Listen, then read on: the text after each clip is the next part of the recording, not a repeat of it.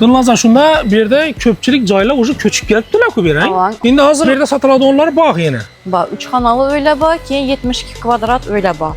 Endi genrak aileler için yaşasa boladı. Şimdi karan bize de hazır bir yerden taşkarı Yeni Özbekistan masifinde kuruluşçuları getip turttu doğru mu? Bir yerden hazır günde cay satıp basa boladı. Elbette boladı. İşte son pul töleşke 0%dan bağ mı yeki olmasa ne çek? Şulanım az gına bir çüntür beni. Faizi 0 boladı. Bunu 41 kvadrattan 116 kvadrataça öy badan yerde. Bize 9 padez kurulturdu bizani firmada.